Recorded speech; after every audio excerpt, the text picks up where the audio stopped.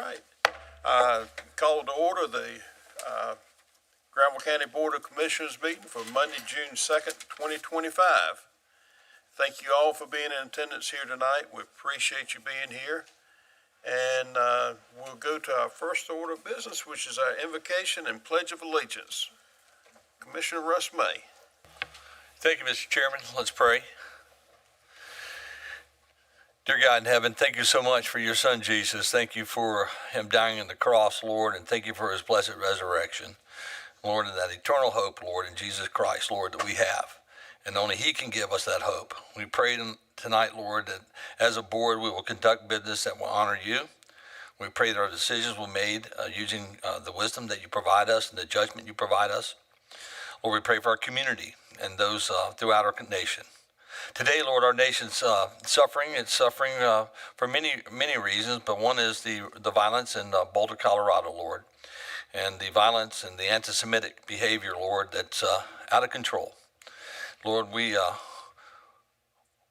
detest anything that's about hate and hate against other people for who they are or what they may represent.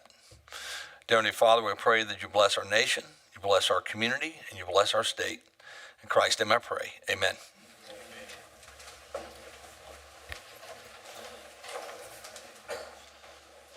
I pledge allegiance to the flag of the United States of America and to the republic for which it stands, one nation, under God, indivisible, with liberty and justice for all.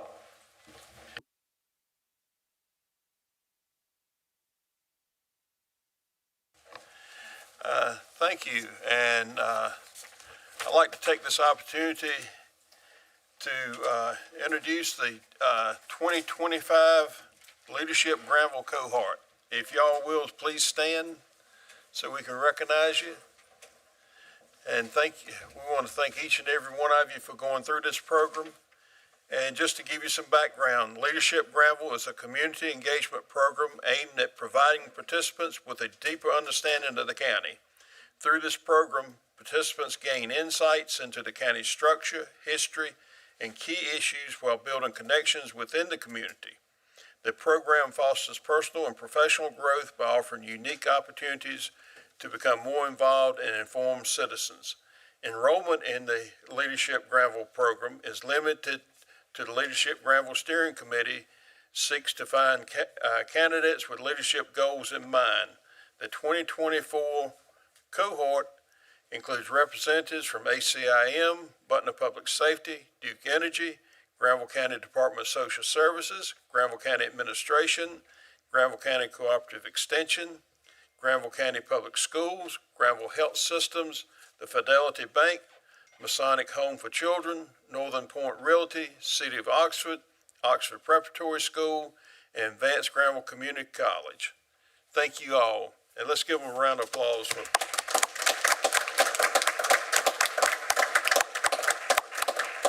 And thank you for sticking around to see our meeting.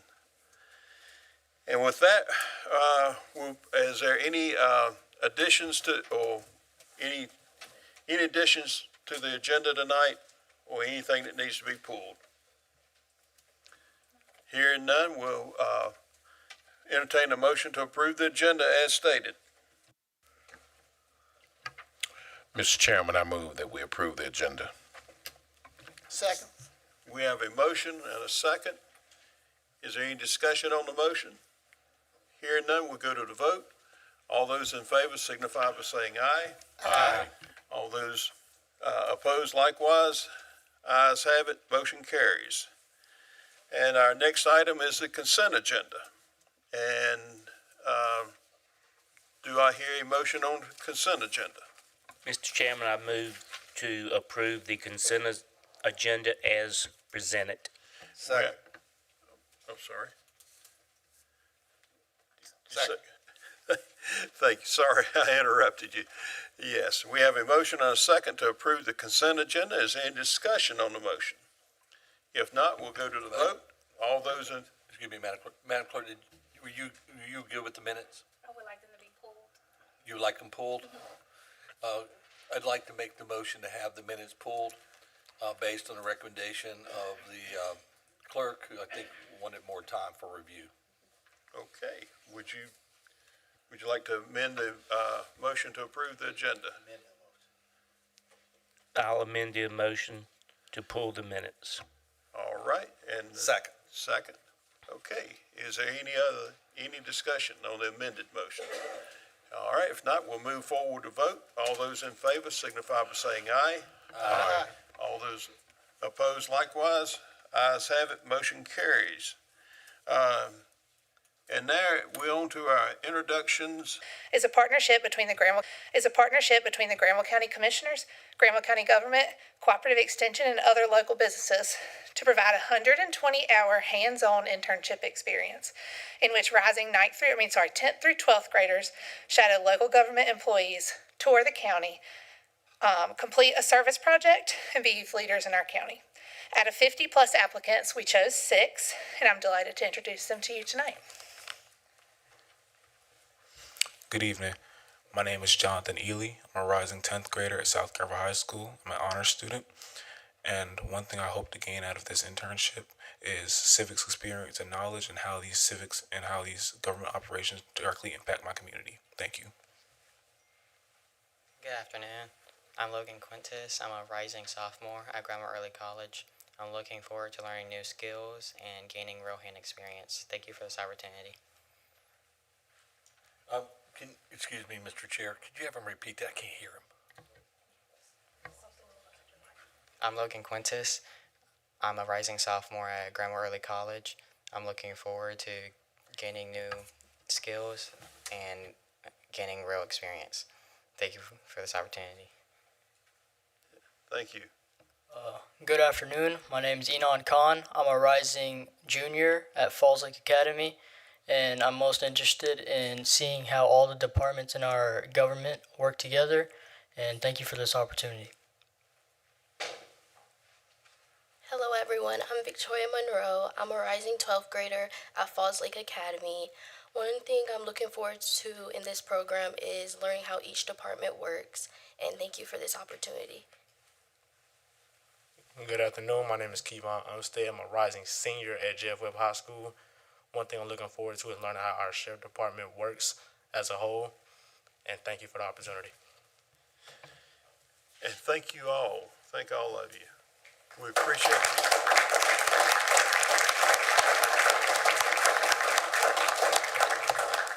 We also have one more who could not be in attendance tonight. Their name is Atlas Travis, and they are a rising 11th grader at Granville County Early College High School.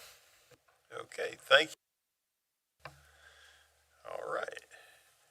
And now, update from the Granville County Juvenile Crime Prevention Council.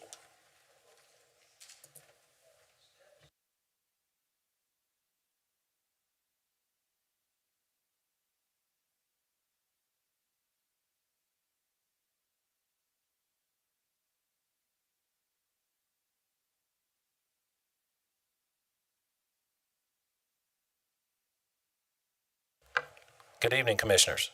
Thank you for having us and giving us an opportunity to come talk to you a little bit about the Juvenile Crime Prevention Council and its accomplishments this year, and then the annual plan as we go forward in fiscal year 25-26.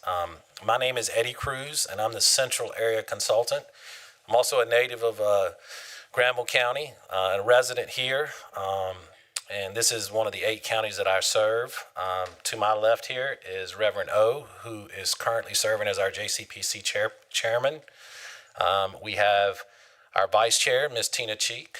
If you'll wave, please. Thank you. With Parks and Rec. And then we have one program representative here tonight, Ms. Teresa Puryear, who's president of the Boys and Girls Club. So with that being said, I'll give you a little overview about the programs that are currently in operation and funded. And then, like I said, we'll go into some of their accomplishments and as we move forward into fiscal year 25-26, present the membership and the funding recommendations. So our first program is Community Connections program. It's provided by Youth Villages. It's a high fidelity wraparound, intensive wraparound service. Really involves a lot of family counseling. It's a clinical program, a lot of intense work with some of the higher risk kids in the county. So it's really needed here. And it helps us complete that continuum, right? Because we want to have programs on the front end of the spectrum all the way up to the very, most court-involved, high-risk kids that need a higher level of service. They also, Youth Villages does the YV Lead Assessment Program, which has been very popular with the schools. That is a comprehensive clinical assessment at no charge. Again, all of these services are free and provided to residents, to youth of the county, as long as they get a referral. And we do, depending on the situation, allow for some self-referrals from the family themselves. So this is a comprehensive clinical assessment that's done by, again, a licensed clinician. And then they try to match the youth and the family up to the appropriate service. Our next program is the Community Service Restitution Program. It's kind of self-explanatory. We had a big change in the sponsoring agency. Traditionally, this has been done by our 4-H services in the county up until this current year, when they decided to move away from that, and we had to do a request for proposal, a supplemental RFP, which we'll talk a little bit about later. And we were very thankful the Boys and Girls Club adopted this program. And so this is really probably the number one court sanction when a kid is charged and they go to juvenile court via complaint. They get an adjudication. This is the disposition they most often receive, or at least receive some type of community service. And then obviously if there's some restitution to pay back to the victims, they're able to do that. It's much more comprehensive than that, but I'll just kind of leave it there because I know Teresa has done a lot of other work with the families and the kids in the past. But it's a very needed program, and we're thankful again that we were able to continue that. The next program is also done by the Boys and Girls Club, is the Positive Action Program. This is an evidence-based curriculum that really targets the younger kids in our community. It teaches them about substance abuse, gang involvement, all the things that they do not need to be involved with. It's administered again at the Boys and Girls Club site in Oxford. And again, that's, as I talked about, the continuum, that's kind of on the front end, right? So we're serving younger kids with that. The next service is Teen Court. Teen Court is really needed because that's what we call a diversion program. We're able to move a lot of the lower level juvenile crime offenses into teen court, while at the same time providing opportunities for students of our high schools to get acclimated to the legal field, to the law enforcement field. They're able to work in these positions, so kids are actually tried by their peers. There is oversight. Typically we have a volunteer judge that helps facilitate it. But again, this is for misdemeanor offenses, minor offenses that don't really need to be taking up the court's time. And again, at the same time, we're it kind of serves as a vocational program because we're getting kids who want to be lawyers, who want to be law enforcement officers, bailiffs, etc. So we're thankful we have that. And then finally, we have the Trails to Success program. This is done by Shepherd Youth Ranch. It's located in the southern end of the county. Beautiful facility if you've never been, off of Brassville Road. And they use horses to kind of rehabilitate some of these kids and families. So it's a skill building program, and the horse, they go through different types of exercises with the horses to, as I said, it's a metaphor for some of the conditions that they're experiencing in life. And again, we're very thankful. It typically serves the more mental health involved kids. So we're very thankful to have that. Now, the accomplishments again, for fiscal year 24-25, just kind of looking at what they projected to serve versus what they did serve. You can see Community Connections. We, again, they were able to serve, or projected to serve 3. They served 4. The YV Lead Assessment, they had projected to serve 40, but actually only serve 20. Community service and teen court were well short, but I'll speak to that in just a minute. And then positive action, we were able to overserve by 2, and trails to success, as you can see, well exceeded what they had proposed to serve. Now, the beauty of Juvenile Crime Prevention Council is it can be flexible and adjustments can be made throughout the year. So if one program is underserving, as you see there by the numbers, and another program is over capacity, we can transfer the funds during the fiscal year to the program that is over serving, right? So you can adjust. You start out the year thinking you might need this service at this amount, but you can really never, nail it perfectly. And so that's exactly what we did. If you'll go to the next slide, and I'll start with the last bullet point. Restorative Pathways is the name of our community service teen court program. And as I said, we had made the funding decision with the 4-H agency, county agency, and then realized that they were no longer going to continue to do this service. Subsequently, we issued a supplemental RFP, a request for a proposal, and did not get that finalized until about mid-October.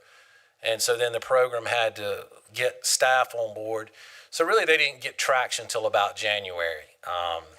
And obviously they were not going to spend all of their funds, so they did transfer a significant amount of funds back to Trails to Success, about $4,000, I believe, and then to the JCPC Administrative Fund, which really allows us a little bit of flexibility. We were able to do some cool things with that.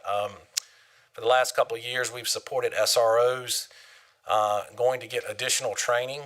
So we were able to do that once again, and then we were able to provide some scholarships with Parks and Rec for some at-risk and needy kids. So we didn't let the funds go to waste.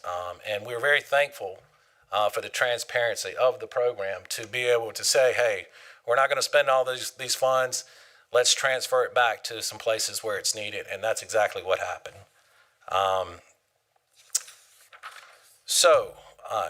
I guess any questions on the year-end review of this current fiscal year, 24-25? Mr. Chairman, if I may. Yes, thank you so much for sharing the information. The Positive Action Program, how young do you serve kids in that program? So the age range is 6 to 17, so they can be as young as 6. Typically, the average age would be about probably, I would say, 8 to 10. Is that about right, Teresa? I think I'm happy to see working with children that young, and I also think there may be some more opportunities there as we go forward, because I think you hit it on the head, the front end, that it is kind of the front end program. Thank you so much. Thank you, Commissioner. Thank you. Does anyone else have questions? Mr. Chair? Yep. Good evening, sir. How many referrals do we get from our SROs? I don't have that off the top of my head. I do think I can provide that information with you, just not this evening. I do think now that our teen court program has gotten traction, and Ms. Puryear's here, the SROs will be the primary referring source for that program, and I think you've already made some headway there. You got like a general idea? I would say 60%. Yeah, so the way juvenile justice has gone the last decade is less juvenile court counsel referrals, less court referrals, because we're able to divert a lot of the kids. So maybe not as high as 60, maybe 30 to 40%. Schools are probably the number one referring source right now, and then juvenile court counselors still, have about 25 to 30% of the pie in terms of referrals. How many came from the schools, estimate? I would say probably about 60% of all referrals. Thank you. Any other questions for any of the commissioners? Okay. I think there's a recognition of another member here that. Okay. Once again, I'm Dr. Toloku Namakunde. I would like to thank this commission for being our one of our greatest partners, and Commissioner Williford, who helps us steer the ship.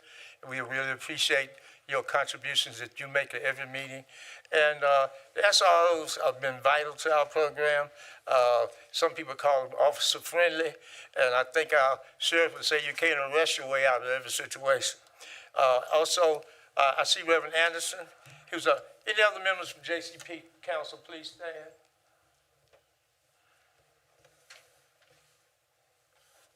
What district are you from, sir? Okay, and I represent District 4, the Mighty Mighty 4 from Dr. Cozart, and I've been chair for quite a while now, and it's time to retire. But my biggest thanks is to, we got a jewel among us, and that jewel is Eddie Cruz. Eddie Cruz not only is the monitor of our program, but he is a Granville County resident. So we always look the best of all your programs. Would you say so? Oh, thank you very much. He would say so. Thank you so much, and I appreciate what you do for our children. Thank you, Reverend O. We appreciate the kind words there. And I do appreciate the commissioners. I know Commissioner May and obviously Commissioner Williford currently, and Commissioner Jay, I think have all been members. So thank y'all for, and I don't know, Mr. Cozart, I don't know if we've had you the pleasure yet. I just showed up a few times. Okay, I know you've been to some meetings, so we thank all of y'all. So as we go into the new fiscal year, and I know Tom is trying to keep that in consideration here. For 25-26, if you'll, yes, thank you, Karen. Just so to kind of give you the proper context here, the state allocates $180,837 to Granville County for these programs. And so there's a formula. It's based on youth population. There's a base amount of about $36,000 that every county gets, and then it's based on youth population after that. And so obviously Wake, Mecklenburg, they're getting upwards of $1.6 million. And, you know, obviously they're resource rich as well. So it's a very challenging thing to address all the needs in the county with just $180,837. And we've been very fortunate to get the additional county cash of $27,126 for this year. And we thank the commissioners for that. And so then we allocate those funds out. As I mentioned, we have been on a 2-year funding plan, but that came to an end. So we do a risk needs analysis, and then we submit out a request for proposal that went out, I believe, in February. It's posted publicly. Any nonprofit or governmental agency is welcome to apply. And then we go through a review process, and whereby the JCPC council makes funding decisions and recommendations, ultimately to end up here before you to give final approval. And I do want to thank Tina for being chair of the funding committee this year. And so I will say we did not have any new programs apply. So these existing programs that we recommended be funded in the same amounts that they were last year or this current year, because we felt like, again, we have a good continuum. We did explain the situation with the community service teen court program. We do feel like that demand will get back to normal now that they have traction, and they've got their footing, and that is a high demand service. So if for some reason that does not happen, again, we've seen where the programs have been able to collaborate and transfer funds to each other, so that we utilize all the funds. And as a footnote, the other good news for this upcoming fiscal year, Trails to Success was able to receive an award outside of JCPC from the state and what we call our intensive intervention funds. And so they got an additional $25,000, and we're very thankful. That was endorsed by the JCPC through a letter. And so they had to go through a separate application process to get that $25,000. So that hopefully will help relieve some of their burden on the numbers that they're serving. So that's the funding plan. I'm not going to read it out by each program. You can see that. If there are any questions, I'll be glad to answer those. If not, we'll move right into the membership list. Just, the JCPC recommends approving the proposed 25-26 Granville County JCPC funding plan. And we've had a chance to look at the funding recommendations, their funding plan. And, we will entertain a motion to approve. I'll make the motion that we approve the plan. Second. We have a motion and a second. Is there any discussion on the motion? If not, we'll go to the vote. All those in favor signify by saying aye. Aye. All those opposed likewise. Ayes have it. Motion carries, and we've approved your funding plan. Thank you.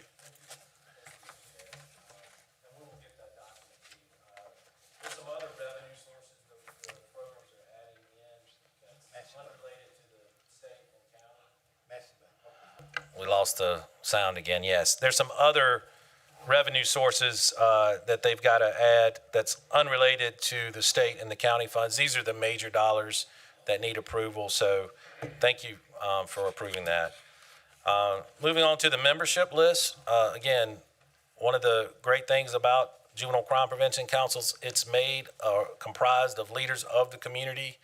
19 positions are designated by statute, and then the other 7 are at-large appointments. And I'm proud to say Granville County has kept a pretty full roster relative to some of the other surrounding counties that we have trouble filling some of the spots. Attendance is a struggle at times in some other places. So, again, moving forward here, you can see the commissioner appointees for all 7 districts.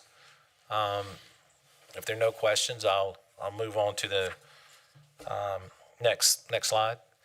Again, these are positions designated by statute, and you can see those as well. I'll give you a few minutes there I don't know if there's any need for me to read them all out, but we've got a great group of people, I will say that.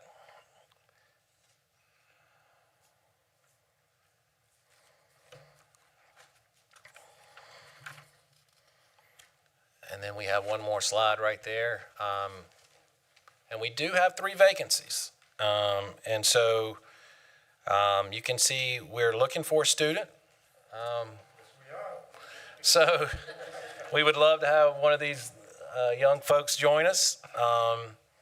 A district attorney or designee, we'll reach back out to that office to see if we can get someone to attend, and then a member of the business community. And so obviously you guys would approve those appointments as well, but and then we have just staff down there, and I'll entertain any final questions.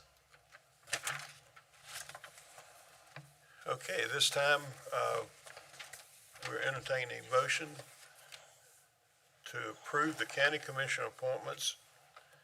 And if it's the pleasure of the board, we'll go ahead and approve the attached recommended list of appointments. If you want to do them all in one. Mr. Chairman, I'm good to make it a motion to do them all in one. Approve the county commissioner appointments and the other list of membership for JCPC as well. Thank you. Do you hear a second? Second. Motion and a second. Is there any discussion on the motion? If not, we'll go to the vote. All those in favor signify by saying aye. Aye. All those opposed likewise. Ayes have it. Motion carries. Thank you. Thank you. Is there anything else you want to No, bring before us tonight? we meet every second Friday of, I've got 8 in my head, so second Friday of every month at 10 o'clock at this location, actually the meeting room. We do not meet in July, but the meetings are open to the public if you want to know more about what we do, and we welcome guests and commissioners, at your pleasure as well, and appreciate all your support. Mr. Chairman, I'd just like to thank Eddie and Reverend O and Tina and the staff. This is a well-attended, I'm the liaison, and We usually average 25 to 35. We have a good turnout. SROs and well in attendance, members of the sheriff's department, school. So it's people in the community. It's a well attended committee, and Eddie's doing a great job as well as Reverend O and Tina. Thank you. How many years have we been champion for teen court? 16 years? 16 years we've been the state, number one in the state in teen court. Well, we are champions. Thank you so much. Okay, she says 3 years we've been the best in the state in teen court. But she says 16, I was really about 16. Thank you so much. Thank you. We appreciate it. All right, and next on our agenda tonight is public comments, and we reserve 3 minutes for each person to speak. We only have one person signed up for tonight. Miss Sandra Berry, would you come forward? And if you will, state your name and address for the record, please. It's a button at the bottom, right where your hand. There you go. Thank you. My name is Sandra Berry. I live at 5139A Gooch's Mill Road, Oxford, North Carolina, 27565. I'm here tonight on a very high concern of mine. I've lived in this community all my life, except when I married my husband and went to Florida and different places like that. But this is where I was born and raised. And I'm in a community that I was born and raised in. And I hate to see what I found out recently. I don't know how long it's been going on. But it's the zoning, our zoning. I called the zoning department today in Oxford, and they said that the zoning was zoned for residential and farms. And it's the AR40 zoning. That's the number. And it doesn't have anything to say about any commercial businesses in there or any kind of business. We have a auctioneer in there. And the traffic is something else, and that's when it's not even going in and out. The roads are lined up on the highway. There are people that have been living there, their homes and everything. They're complaining about them messing up their yards. It's not fair. They have a right to live in their community and not have to put up with this. And also I see that things, when you got so many people coming in, I mean, it's lined up. It's big time. I was shocked. And you can go down there and ride through and you can see this farm. His grandmother, I think it is, got the farm. It's her farm, and the pasture's out front. And it's a lodge. You go across the Tar River Bridge and look on the right, and there it is. And it's bringing in people. And we know that we don't need those kind of people coming in to our community because you don't know who's coming. And when you have so much traffic and everything, you're going to have something. And so we are wanting this addressed, and there's no more auctions. He had one Saturday. We don't want any more in our community. We want them out. We want this. It says residential zoning versus commercial zoning. Residential zones are tailored for housing, promoting tranquility and separation from the commercial hustle. In comparison, commercial Miss Berry, your time has expired. We appreciate your comments, and we will refer this. Okay, thank you. I appreciate your time. Yes, ma'am. Thank you.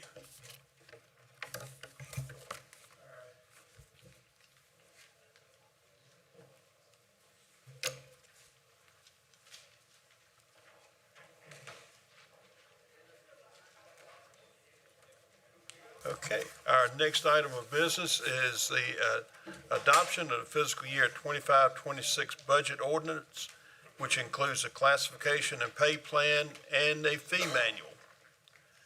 As stated in General Statute 159-8 and 159-13, the governing board shall adopt a balanced budget ordinance by July 1st of the upcoming fiscal year. The board has completed an extensive review of the submitted fiscal year 25-26 county manager's recommended annual budget for Granville County, including work sessions, a public hearing, and general discussion. Attached is the official fiscal year 25-26 budget ordinance, fee manual, and position classification and pay plan. Before we go entertain a motion, this is an extensive list of things we go through each year. We as commissioners start working on this in February. Our county manager and staff, I think they probably start working on it in December. And it's an ongoing process. We have a budget retreat in February each year to go over our goals as well as the goals for the county manager and the county government. And it's a lot of work that goes into this. Even after the budget is presented, we spent 2 days, 2 full days, going over item by item. And, you know, we've gone through that process. We've had our public hearing on it. And now, tonight is the night which we will have the final vote to approve the budget. And the county manager recommends approval of the fiscal year 25-26 budget ordinance, fiscal year 25-26 fee manual, and fiscal year 25-26 position classification and pay plan. Do I hear a motion by the board? Mr. Chairman, I move that we approve the fiscal year 25-26 budget ordinance, 25-26 fee manual, and the fiscal year 25-26 position classification and pay plan. Thank you. Do I hear a second? Second. We have a second. Is there any discussion on the motion? Hearing none, we'll go to the vote. All those in favor signify by saying aye. Aye. All those opposed, likewise. Ayes have it. And after almost 6 months of work here, well, a little better than 6 months of work, we have adopted the fiscal year 25-26 budget. Thank you, gentlemen. And thank you to Drew. Thank you to our assistant county manager. Thank you to our finance director. Thank you to our clerk. Thank you to our entire staff of Granville County that's worked on this. And thank you for each department for the sacrifices you made this year for us to have this budget. Thank you so much. Now, our next matter, first thing with the new deal is a special budget amendment to amend the 25-26 budget ordinance Smart Start. So we just approved the budget, and we already got a budget amendment. Yeah, let's see, what page are we on here? 115. I got behind running my mouth, so, which is nothing unusual. All right,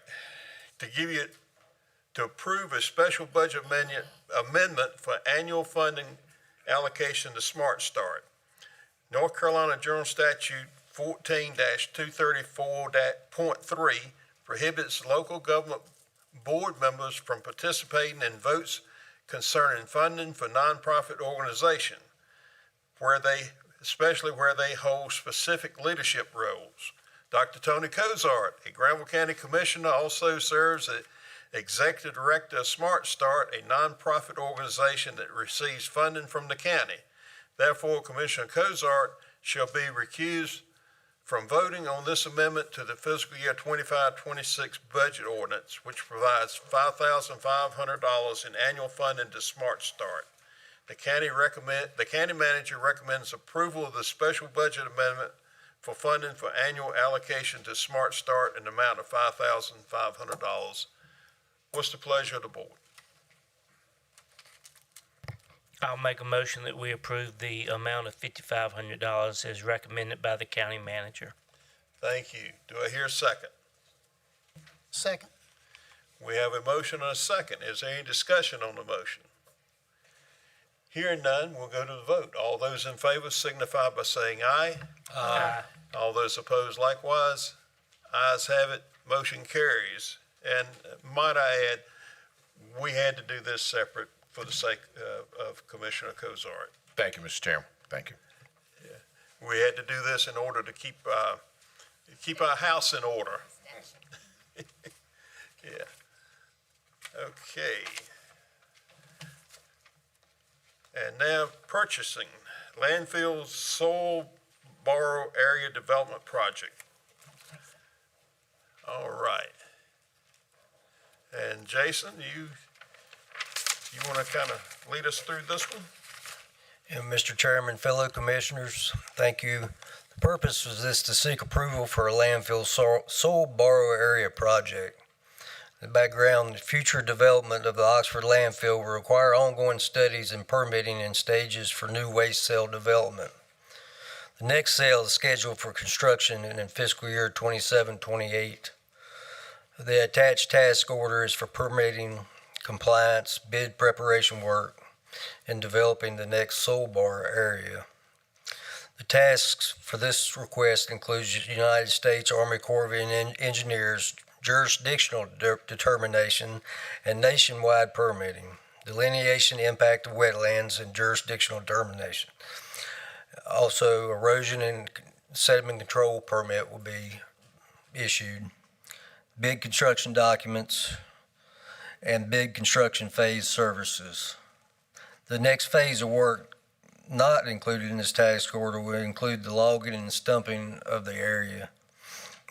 The compliance with contract and purchasing, we have a contract with Garrett & Moore to perform engineering services for all the landfill studies, groundwater, grass monitoring, permitting requirements.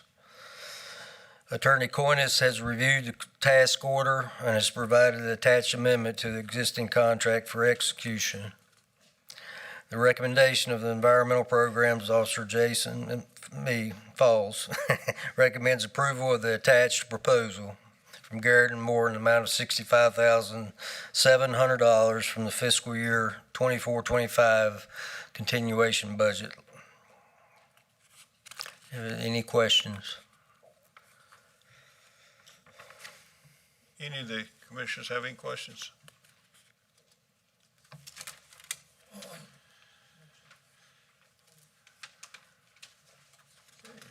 Yeah.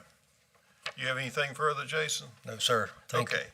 The Director of Environmental Program, Jason Falls, recommends approval of the attached proposal identified as task order number 13 from Garrett & Moore in the amount of $65,700 from the fiscal year 24-25 landfill continuation budget line, item 60-4725-599. And what is the pleasure of the board?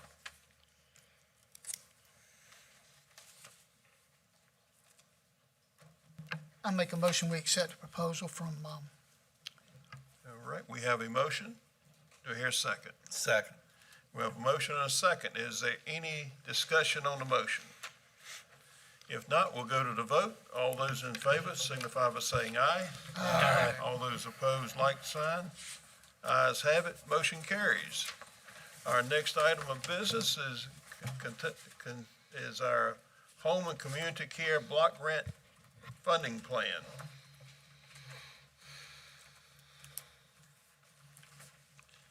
And Ms. Kathy May, our Director of Senior Services, is coming forward. And Good evening, everybody. Good evening. The Home and Community Care Block Grant, which was authorized in 1992 through a North Carolina general statute, is our largest annual outside funding source. It's made up of federal and state funds. It also requires a 10% local match that's already in the budget. The majority of federal funds in the Home and Community Care Block Grant are authorized by the Older Americans Act, which was passed in 1965. Federal funding makes up about 45% of this grant, then the state matches it with 45%. Granville County Senior Services is the agency with lead responsibility for planning and coordinating this block grant funding by creating a county funding plan. This funding plan was created by looking closely at the demand for each service and current year's expenditures. I met with this Senior Services Advisory Committee on May the 19th to talk through the details, and the committee voted unanimously to approve the plan before you.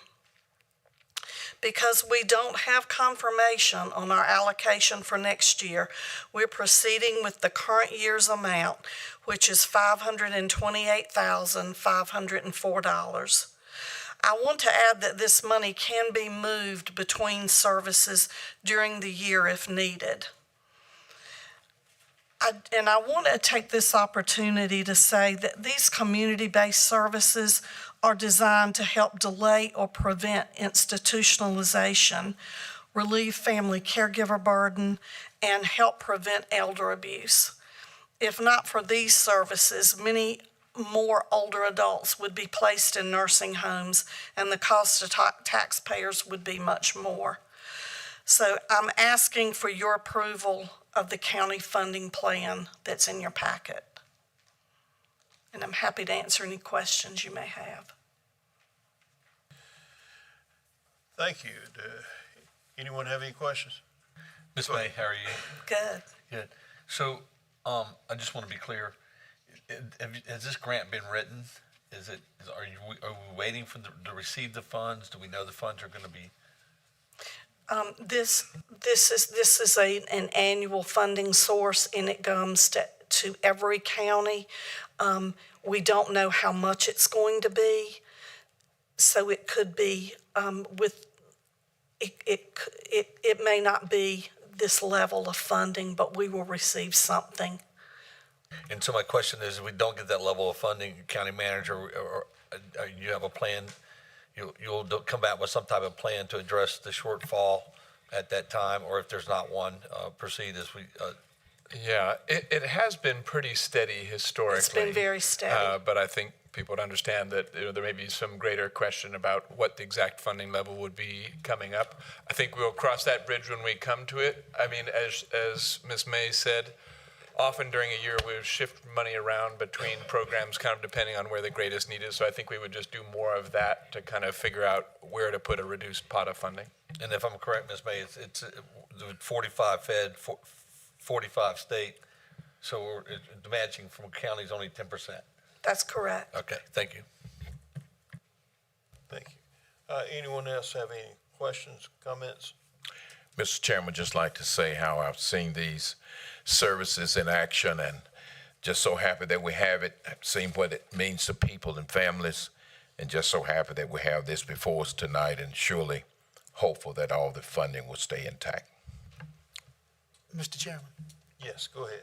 I'd just like to say I appreciate the work Ms. May and her people do Thank you. for such an underserved community in our citizenry, and I'm thankful for it. And at this point, I'd like to proudly make a motion to approve the Home and Community Block Grant funding for 25-26. I'll second that. Thank you. We have a motion and a second. Is there any questions on the motion? If not, we'll go to the vote. All those in favor signify by saying aye. Aye. All those opposed likewise. Ayes have it. Motion carries. And Kathy, thank you so much for what you and your staff does for the senior citizens, and how well you make the money stretch as far as you do. It's amazing. Thank you. And thank you, Tommy, for supporting her.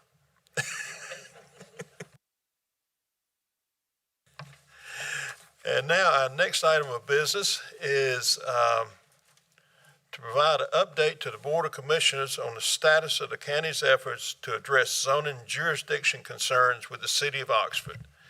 And this centers around the county legal position on unlawful rezoning by the city of Oxford. In recent weeks, the county, through its legal counsel, has communicated with the city of Oxford regarding actions related to the rezoning of property within areas currently under the county's jurisdiction. These communications have focused on ensuring that all land use actions are conducted in accordance with applicable legal requirements. Despite multiple outreach efforts and the provision of supporting documentation, the county has not received a formal response from the city. At this time, Mr. Attorney, have we received any communication from the city of Oxford? I'm not aware of any communications that are responsive to the communications that we've sent to them. Thank you. Mr. County Manager, have you received any communication? Also not aware of any formal response. Commissioner Zelotes J, District 1, have you received any communication? No, I haven't. Commissioner Rob Williford, District 2, have you received any communication? I have not. Commissioner Mark Griffin, I'm sorry. No, sir, have not. Okay. Commissioner Tony Cozart. Thank you, Mr. Chairman. Yes, I have had some informal conversations, nothing formal from the city of Oxford, but a desire to have representatives meet to try to resolve this matter. And I think last week, following the holiday, it was a little difficult to get schedules to match. But I am encouraged that hopefully there will be some type of communication coming forth more formally very soon. Must say I've been encouraged with conversations from members of the city of Oxford, but all of that has been in an informal type setting. So you don't have any indication that they have a majority willing to address this, or is this one or two people you've talked to? No, I have been in communication with a majority of that board who's willing to meet this. I'm just hoping that when they come together, it will work out that way. So just hadn't been able to get a meeting to do any kind of formal response to the county. Okay. Mr. Commissioner Chairman, May, have you received any response? I'd like to go back. I also have informally talking to several of the Oxford City Commissioners, also wanting to get together and work this out before we take legal action, but it's been on an informal basis. So Mr. May, Commissioner May, have you received any communication? I have not. Commissioner Karen, have you received any communication? No, sir, I have not. As Commissioner representing District 7 and the chair of the board, I have not received any communication whatsoever from anyone at the city of Oxford. It seems as though some of the commissioners have reached out to two of our commissioners. They have not made a formal. They have not reached out to the rest of the commissioners. They have not reached out to the attorney. They have not reached out to the county manager.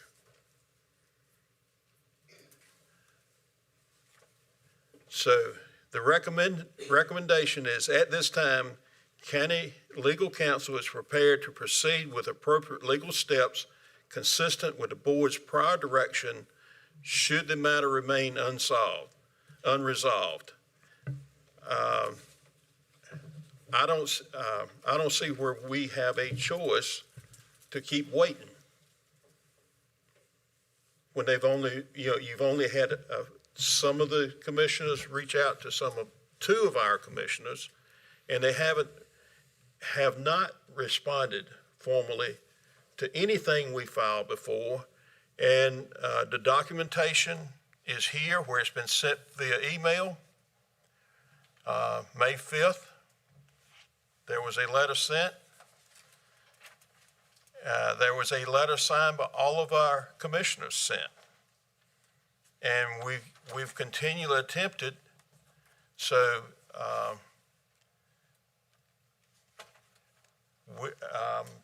I think we should entertain a motion to proceed at this time. Do we have a motion? But I got a question, one question. Have they received both letters?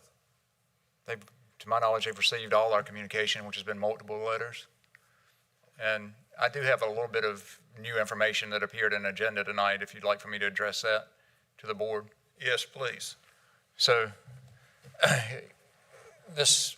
today at some point, I saw it this evening, late before I came to the meeting. Today at some point, an agenda item appeared in the city commissioner's agenda for next week, where they will consider annexation of both the Hunt Farm and the Perry Farm.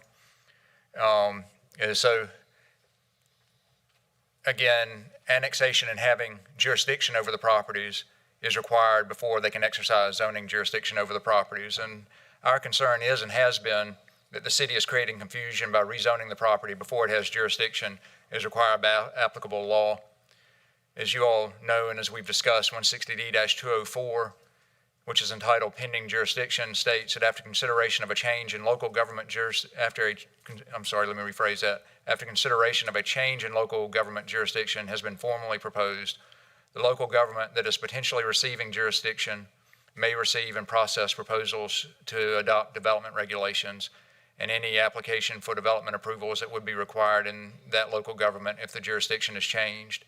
No final decision shall be made on any development approval prior to the actual transfer of jurisdiction. So in one of the cases we're concerned about, the annexation process had started and had stopped before the city rezoned or took action that appeared to rezone that property. That's the Hunt Farm. In the other case, the rezoning took place without any annexation petition having been filed. So fast forward, we have repeatedly communicated these concerns to the city so that confusion isn't created over who has jurisdiction over that property. We first tried to address this issue with the city through the city attorney, the city manager, and the planning director. When we got no substantive response, we went to the Board of Commissioners. First Attorney Coynes, Assistant County Attorney Coynes went to the Oxford City Commissioners, and then I went.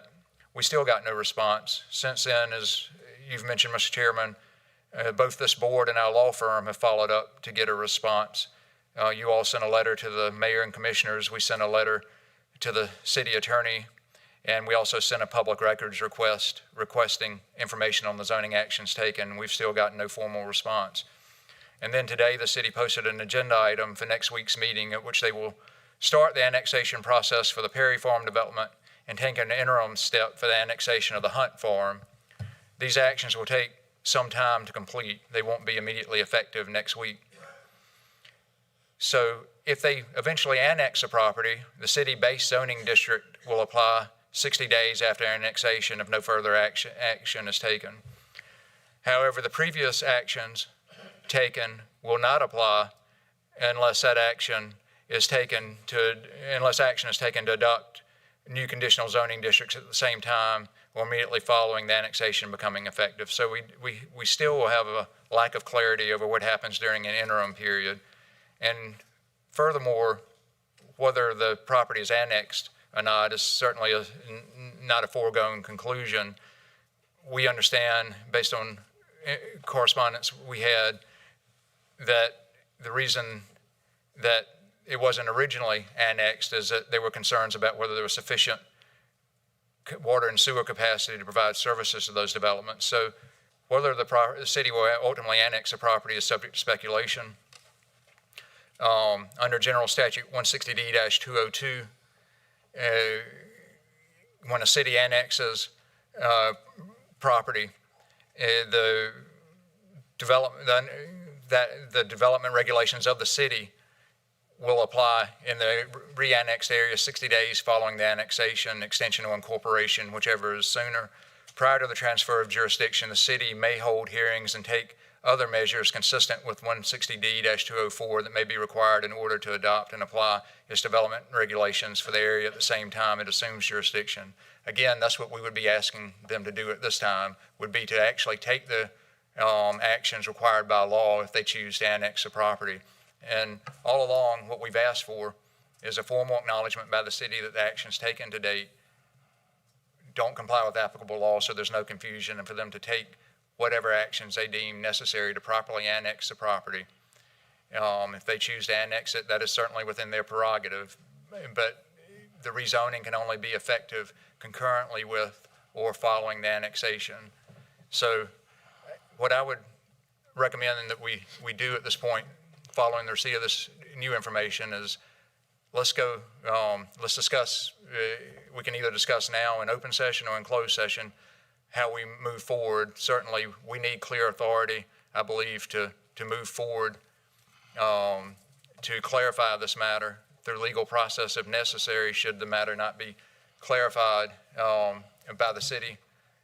Next Tuesday night, I believe, is their regular meeting. It occurs on Tuesdays, and I can confirm that. But one moment, and I'll let you know the date of that. So that meeting is Tuesday, June 10th.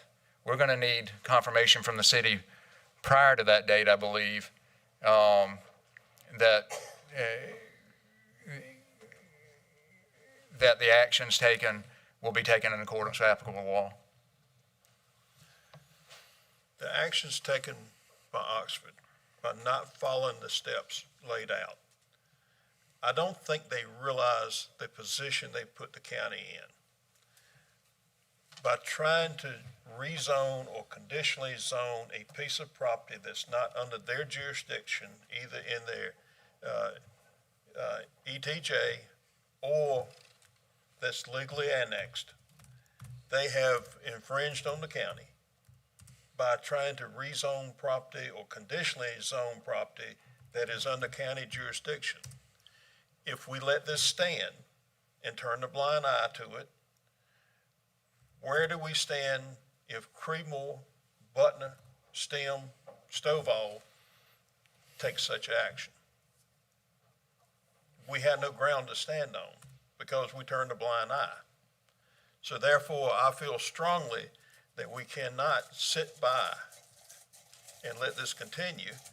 And Oxford has had ample time to reach out to us, and the fact that only certain ones reached out to certain commissioners here and not the entire board, not the county attorney, not the county manager, it puts us in a position, a bad position, that I feel like we have no choice but to move forward. Now, if they rescind their zoning, their conditional zoning, and they annex the property, they're in good standing. Ma'am, Mr. Chairman, obviously, I would really hate to see us get into a legal situation with Oxford if we can avoid it. But also hear your way, Mr. Chairman, and with the city meeting, having a meeting very soon, what I wish we could do is convey to them that the expectation of the county is that they go through the proper steps to annex the property. I think that's what we have asked all along, and at their next available meeting, that they do that, and then the county will do whatever this board decides to do. But I would personally love to see that window open for them to have that opportunity at the meeting that's been announced. And in light of the fact that it's a short time away, I hope things won't fall apart between now and then, that they would know very clearly. We could have council to communicate again very clearly the expectation of the board. And at that meeting, the city of Oxford would have the opportunity to take the action that we desire.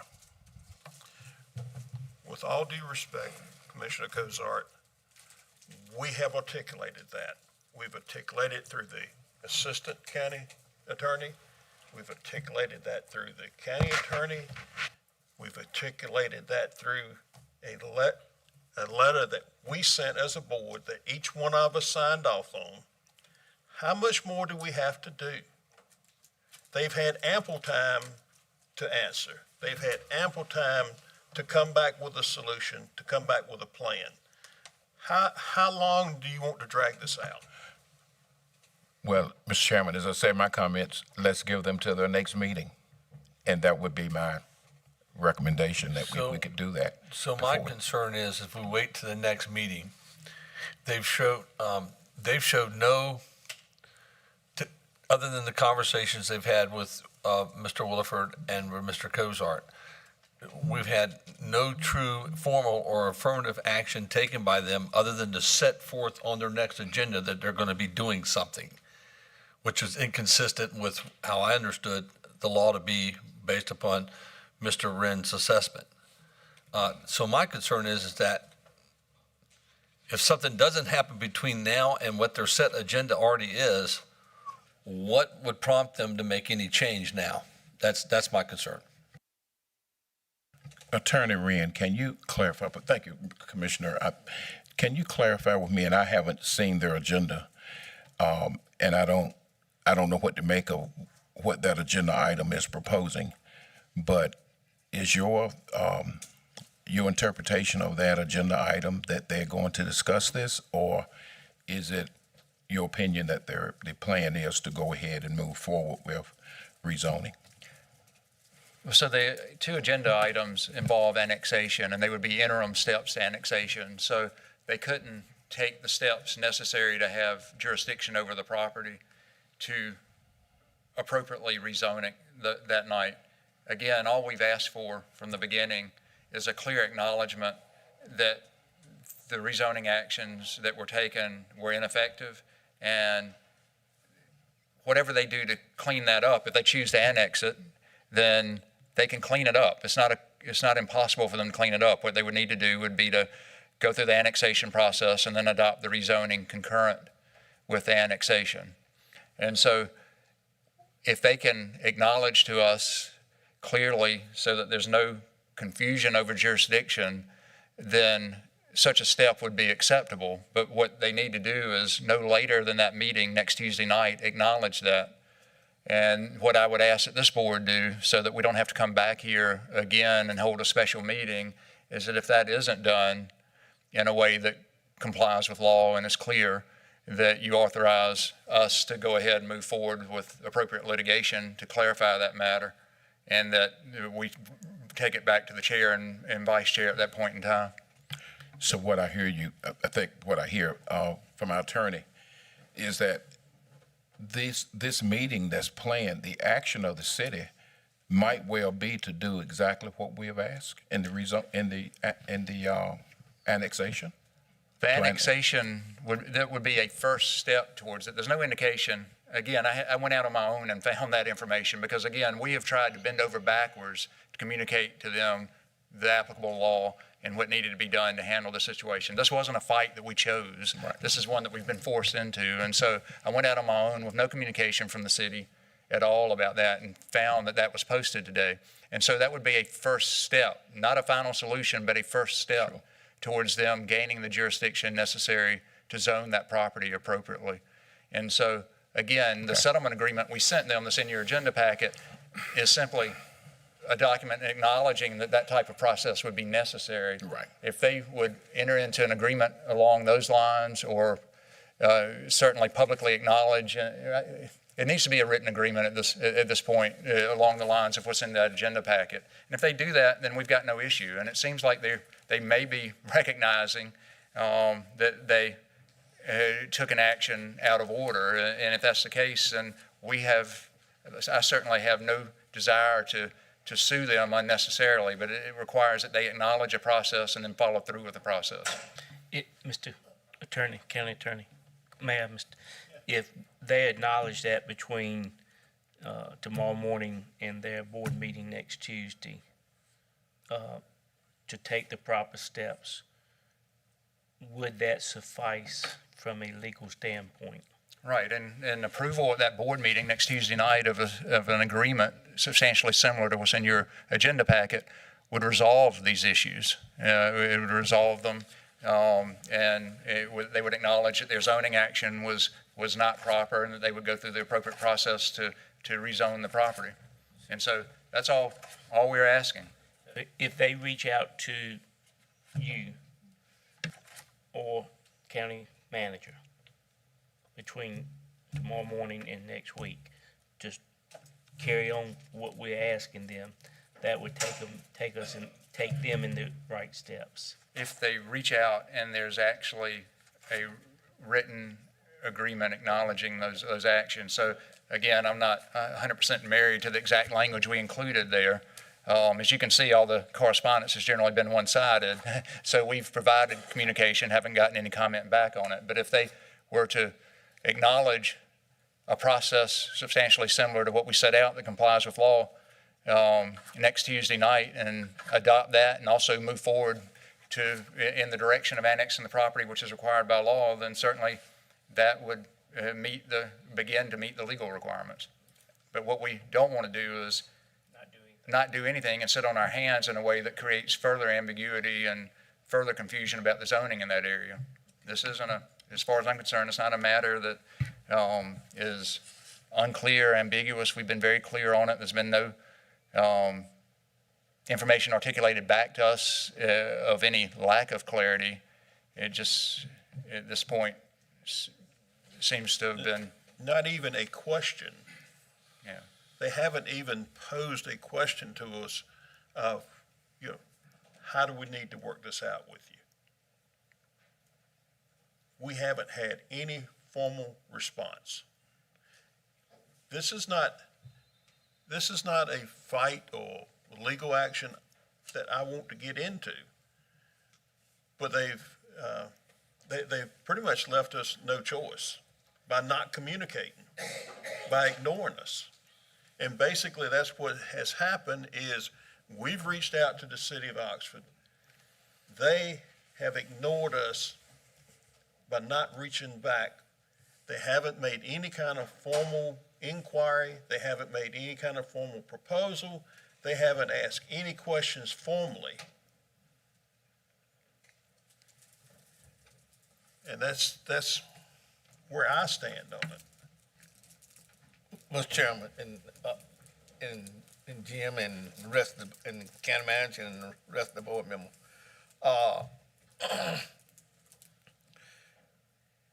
they look like they're gonna do something on next Tuesday. What is gonna hurt us to care and to see what they're gonna do next Tuesday? If they're not, then do what we had to do. And I think that's what I'm really suggesting is that to be clear, I think I hear all of you all agreeing on the same point, is that we give them until next Tuesday. We give them an opportunity to enter into a written agreement with us, specifying exactly what they're going to do to solve the situation, and they move in that direction and only move forward with legal action following that. We've already got the complaint drafted. It's ready to go. And we're not going to lose anything by waiting until Wednesday to file it if they don't take the action necessary. Again, this isn't a situation of our choosing. It's not something that we're out looking to do. We want to give them every opportunity, but at the end of the day, there needs to be clarity and there needs to be finality, and we're not playing games. So, Mr. Chairman, if you may, I haven't weighed in yet, and I'd like to really speak my piece before we move on. This county is small enough that if an agenda item makes our agenda, that somebody's going to see it. Oxford's on here. Very plainly states county's legal position on an unlawful rezoning by City of Oxford. We've got the thread of emails. You've got the system of letters. What bothers me is that when you read what people have said on the record, that they've gone out in a parking lot after the meeting and called 1, 2, 3, 4, 5 commissioners. There's 7 of us. I didn't get a call. So that means that, there's only one other commissioner that didn't. we've been kicking this thing around long enough. I think if we authorize the attorney to take the action, if you want to wait till Wednesday morning before he files it, so be it. But, we've waited, been perfectly patient. This is 2 months worth of back and forth. And the way that they treated our assistant county attorney and our county attorney was not good. And we've been through lawsuits with the city of Oxford before. And it was on their end that we got sued and cost us quite a bit of money at that time, money we really didn't have. So I don't think we let this stand. I think we need to move forward, or at least have it prepared with this board's voice behind it, that this is unacceptable. Mr. Chair. Yes. I have a suggestion. Mr. Wren is willing to make another approach, or at least we should receive. I want to make sure I understand this correctly, Mr. Wren. You're saying that if they provide a written agreement at and I would like a specific date and time period before the next meeting, that then we can negate any action, but if they don't, then we move forward. Is that what you're saying? That's correct. As I said a little while ago, there's a written agreement that we provided them previously. As you all will note, there's roughly 60 pages of agenda item that's related to this topic, and that's all correspondence going in one direction, basically. And part of that correspondence is a recommended written agreement to resolve this issue, to make it clear that before they would exercise any zoning jurisdiction over that property, they would take an appropriate legal process. And so, again, we would ask that there be an executed written agreement acknowledging the zoning process would be followed appropriately before they would exercise any zoning jurisdiction, and that they can move forward with other issues at their leisure at next Tuesday's meeting or otherwise. But if we would need that following Tuesday's meeting, and if not, we have the complaint ready to file on Wednesday if that's not resolved. Is that clear? So my question is it why timing? Their next meeting is their next meeting is when? Their next meeting is next Tuesday, June 9th, is my understanding. Let me just double verify what I'm seeing on the agenda. Why wouldn't we expect something from them in writing prior to that meeting? Well, we would expect it. We would expect to have some communication from them, right? I would have expected to have some communication with them before now, but it needs to be resolved. I said June 9th. It's actually Tuesday, June 10th, and then Wednesday, June 11th would be the date that we would just move forward with filing if necessary. Okay. But I would certainly hope and invite them to communicate with us prior to that date. We've asked for communication repeatedly. And Mr. Wren, if I understand this correctly, they would need to rescind the conditional zoning that they voted on. They would just need to acknowledge that conditional rezoning. See, it's not clear exactly what they intended. They voted on it in a way that certainly led everyone who saw that vote believe that it was a formal vote. The Hunt Farm, there's not been any other action taken. The city manager at the Landis Farm rezoning made some comments that it's not clear if they were reflected in the motion that was adopted and approved by the Board of Commissioners, and they've not responded to any of our public records requests. So we have no idea exactly what they think they did. It's clear what it appears they did. But again, all we're asking for is an acknowledgement that the action they took was not a formal and effective zoning action, and that before they attempt to exercise any zoning authority over those two properties, they will have it within their jurisdiction. The law is very, very clear on that, as we've talked about. 160D-204 makes it clear that you have to have jurisdiction before you rezone property. That's legal, right? That's legal. It's not. This isn't about opinion. This is about right. I'm saying that's legal, right? That's legal, correct. And you got three different people should be knowing that legal should have been warned and let this be That's what I'm getting at. If three people sitting on the board know I'm doing something wrong, and they know the legal, they should walk up there and tell us. That's just my thought, my opinion.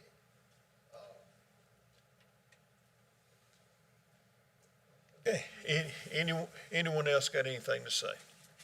Okay. All right, our recommendation, at this time, the county legal counsel is prepared to proceed with the appropriate legal steps consistent with the board's prior direction should the matter remain unresolved. And would someone like to put forward a motion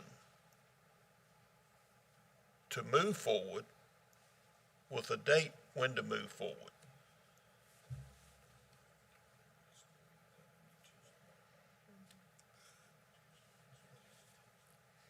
Wednesday's 11th.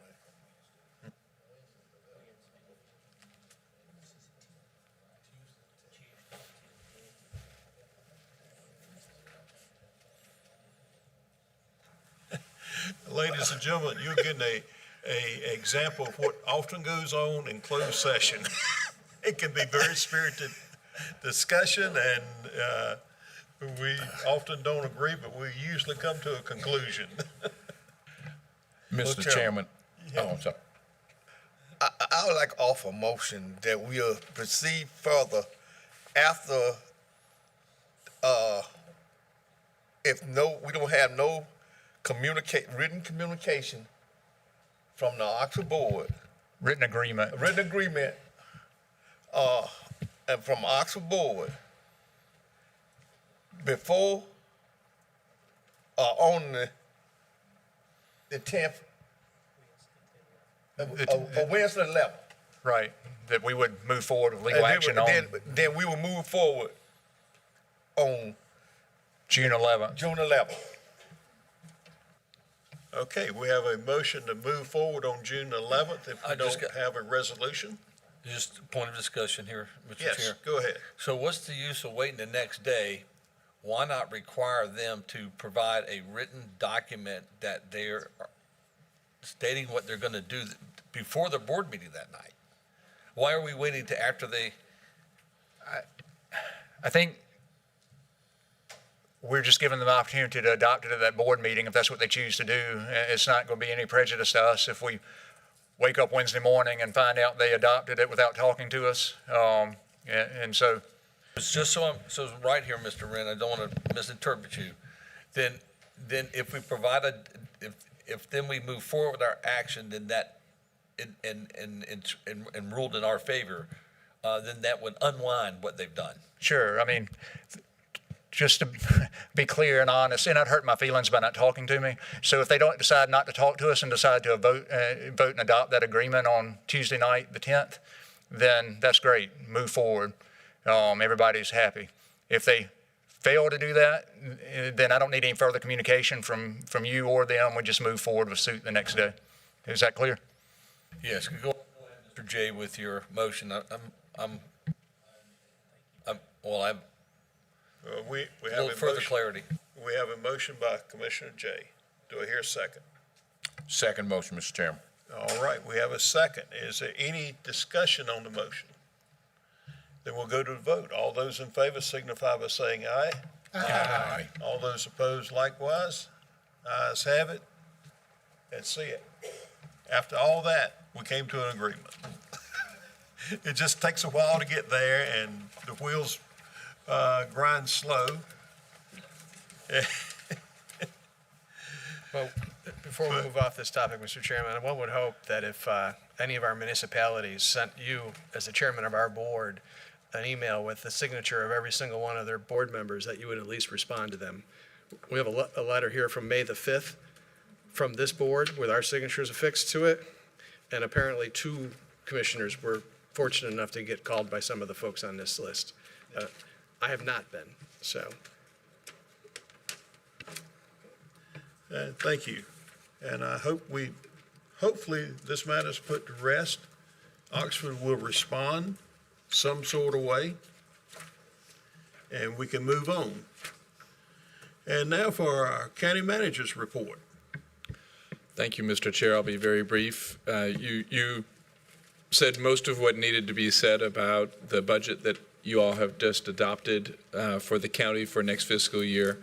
I wanted to offer some specific and special thanks to Deputy County Manager Karina Weichel and Finance Director Jennifer Baird, without whose Herculean efforts there's zero chance that that budget would have been pulled together the way it needed to be. It takes a whole village, not just the two of them and me, but department heads as well, as you noted, but especially without their two efforts, it really can't happen, would not have happened.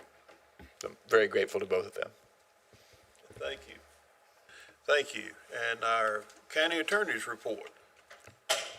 Thank you, Mr. Chairman. I think I've said all I need to tonight. I do have a matter for closed session that should be relatively brief, but attorney-client privilege. Thank you. Thank you. And our county commissioners, Commissioner Zelotes J. Thank you, Mr. Chairman. I had the opportunity last Friday night to sit in on talking about every student with meals in school. I didn't know that. I was listening to some of the teachers were talking at that meeting. I didn't know that there were so many students that came to school didn't get a breakfast meal. The only time they got a meal was when they got back to school, and the meal and some of them came. The last meal they got was Friday afternoon when they left school. So we're asking talk to our representatives and everything. Please pass that bill about every student get a meal in our state and in our county.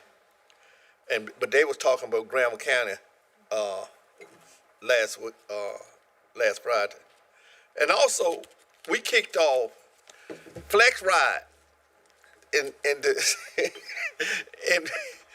Vance County last Friday morning. We kicked off Flex Ride. What that means? It's a pilot program. It's sort of like a Uber. You can go on your phone and just get there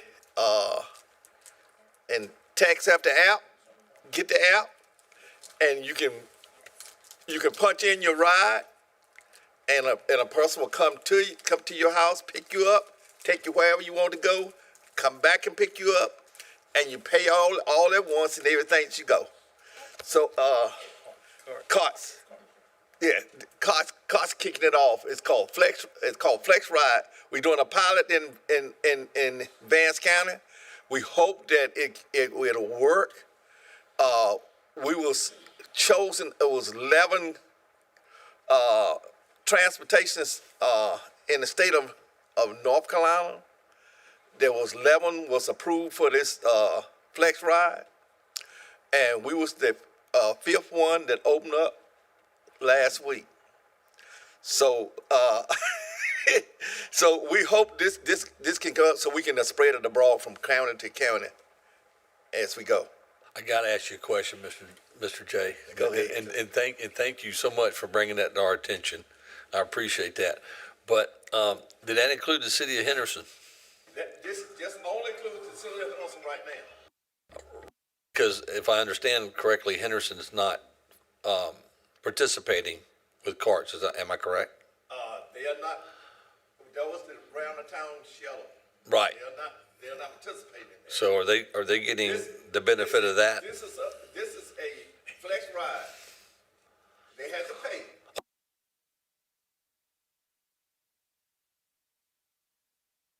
Just making sure that it's broad enough for. But I got you. I didn't want to go into a participant that's not. But now they're paying. That's fine. Okay.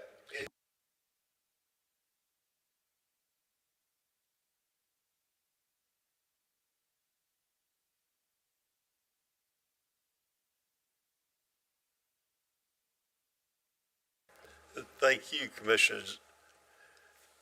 And now Commissioner Williford.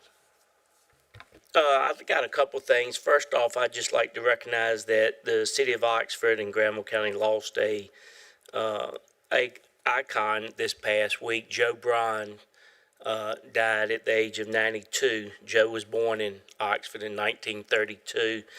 He ran multiple businesses. Joe Bryan and Associates. He was in the real estate and insurance business in downtown Oxford. Joe was born here in Granville County and came back after his service in the Air Force. Was very instrumental in bringing, he was one of the founding members of the Granville County Economic Development Board in 1961, along with other men of that age group, and helped found Granville United Bank that was here for years. Joe leaves behind 3 daughters, 2 of which live in Oxford, 1 lives in Wilmington. So I'd just like to share that with the board. Joe was very important to the community of Oxford. Also, Memorial Day, I'd just like to say thank you to those veterans and for your service, whatever branch it may have been. And then we don't usually bring up our family, but my wife and I were very fortunate. Our daughter works for the Parks and Recreation in Mecklenburg County, and they have a little bit over 6,800 employees, and Lindsay was one of 4 out of the 6,800 that was the Employee of the Year. She works for the Parks and Recreation. Thank you. She gets it from her mother. But we went down this past Wednesday, and she was awarded the Mecklenburg Award winner of 1 of 4. That's the outgoing county manager. And just as a little note, Tony, the incoming county manager started here in Granville County. And when I said, well, Dr. Cozart, he said, oh yeah, so that's Mike Griffith. So I believe that's right. But anyway, he was here when Dudley Watts was here. So he is the incoming starting July the 1st, and the lady in the middle is my daughter, and she had to practice walking with heels. So anyway, we're very proud. So thank you. Thank you, Commissioner Wilford. Commissioner Griffin. Yes, thank you, Mr. Chairman. Last Friday and Saturday, I had the distinct honor of attending 4 of our graduations in the county. It was nice to see so many young people walking the stage and getting their diplomas. It was very serene at Granville Central due to the fact that it was their last graduation. But I understand how we're having to combine schools in the county.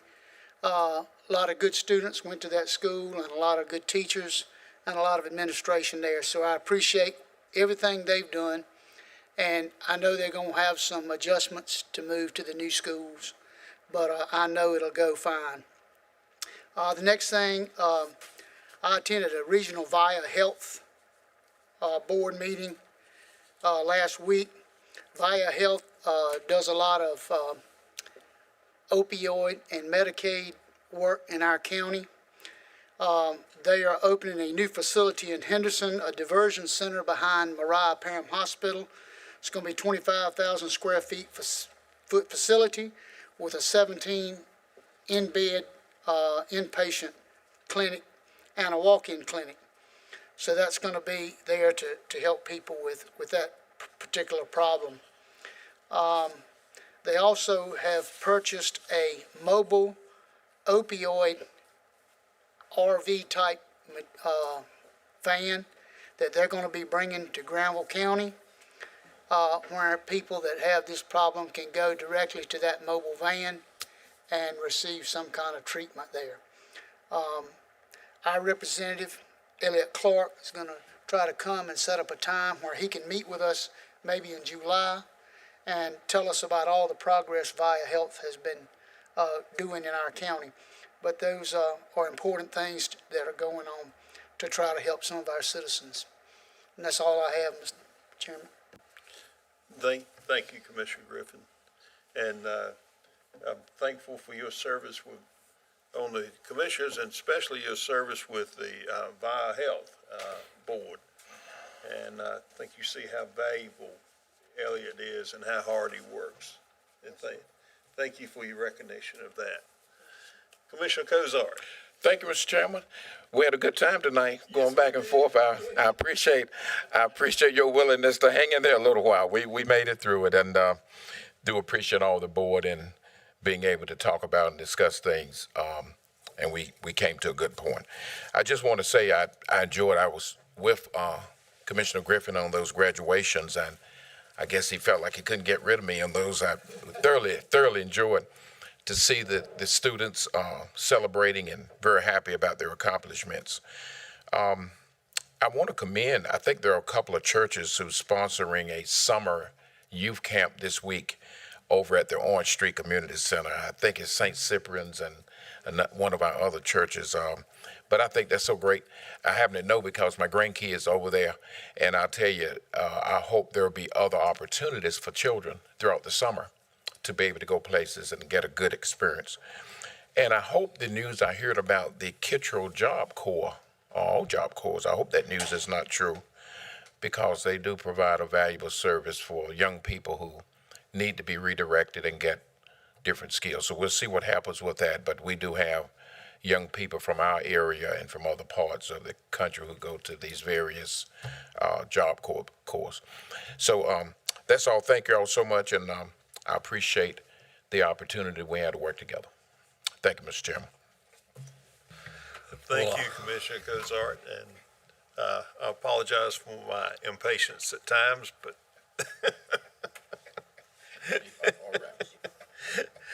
Commissioner May. Well, yes, I'm going to do what Commissioner Williford did. I'm going to brag on a family member, and I give her all the praise and honor and thankfulness to God for standing by me for 48 years. And so I was unable to attend some of the graduations. We had already pre-planned a trip for my wife and I to celebrate that. And so I'm going to give her, none of us sit up here alone. And so it's trust me, she has, she's earned every medal you can think of. So I'm appreciative of that. I'd also like to recognize the Civic Youth Leadership program we have. It's a great program, again, developing young leaders and leading them toward what it's like to work in local government along with Granville leadership. And so I think those are two really good things. And then I want to also give a lot of credit to the county managers, county staff, and the county employees. No tax increase. I think we need to resonate that loud and clear. There is no tax increase in our budget that we approved, and we added 2 SROs. Now that we can actually have an SRO at every school was this board's intent by doing that. So the expectation will be that every school will have an SRO assigned to it when those positions are filled. And thank the board for leaning into that. The great progress been made over the last 2 or 3 years regarding that. I think that speaks volumes as to where this board places school safety and where our most valued treasures are provided with the utmost protection that we can give them while they're at school, when we live in times in which we don't know what will happen. So I'm appreciative of that. So thank you very much. Thank you, Commissioner May, and thank you, St. Sheila. She should be up for sainthood living with you.